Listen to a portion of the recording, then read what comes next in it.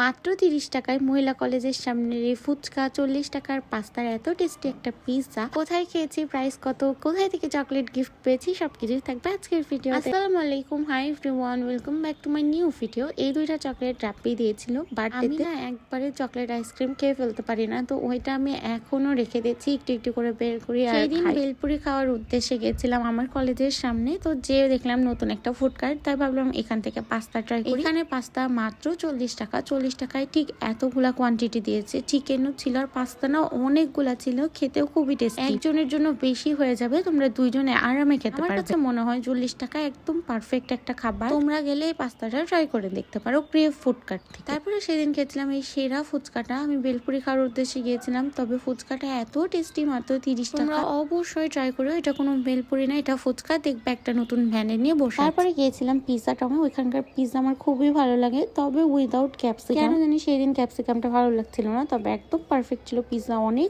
তাদের আরো অনেক নতুন নতুন আইটেম আছে, তোমরা চাইলে ট্রাই করতে পারো। আর পিৎজা টং কিন্তু এখন মহিলা কলেজের সামনে। খাওয়া দাওয়া শেষ করে বাসায় চলে যাই। আজকের মতো অনেক খাওয়া হয়ে গেছে, আমি পুরোটা কমপ্লিট করতেই পারি। এত কিছু খাওয়ার পর বাসায় গেছিলাম, যে দেখছি আমাদের বাসায় অনেক গেস্ট, সবার চা খাওয়া শেষ, তাই আমি নিজের জন্য একটু বানাই। আমি যদিও চা খাই না, তবে যখন মনে হয় মাথাটা একটু একটু ভারী লাগছে, তখন আর কি খাই। আজকের মতো এই পর্যন্ত, আল্লাহ হাফেজ।